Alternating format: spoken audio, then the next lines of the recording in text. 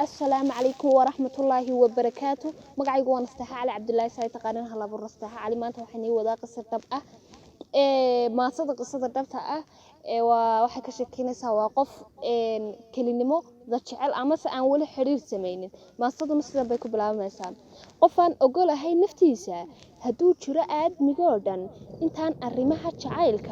وقاق وآخرية دارين لي أيان كدب ما صديدا أمان ugu tirin lahaaye ma jiro ruuxan qudhiisa ku aamina tayadan ooman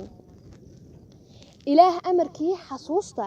ama bacaa shaqa markiisa ma tuso uurkiyo ka shayda waxaan oofiyay dareenka intaan xirigabi quluubta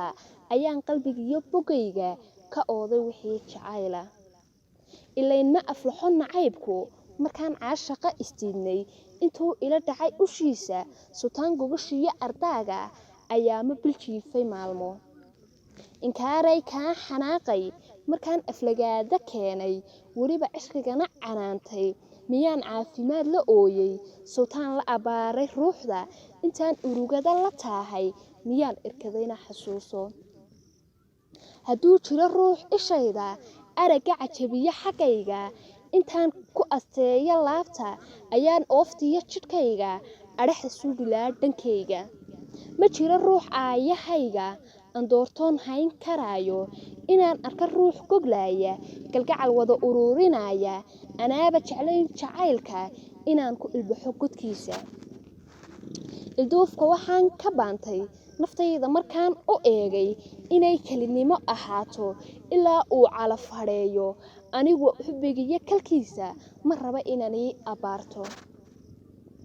ma doonayo oohintiisa qofaan geysanin dib oogan inaan sii yara nuglaado waxaan ka dardaarmay uurka inaan ruuxdayda ciilo barana caashaqa warkiisa waxaan uga digay kal aayar ilayska andaarta waa midkana ma iftiimin karo cishqiga ma adeeci karo ubaxa aan beerto waa midkana aniga xambaarta intaan ruux kale u geeyo ma siiyo naftiisa eexsan albaabada waan xanibay qofnimo inuu soo galiyo waan diiday isaan ka badi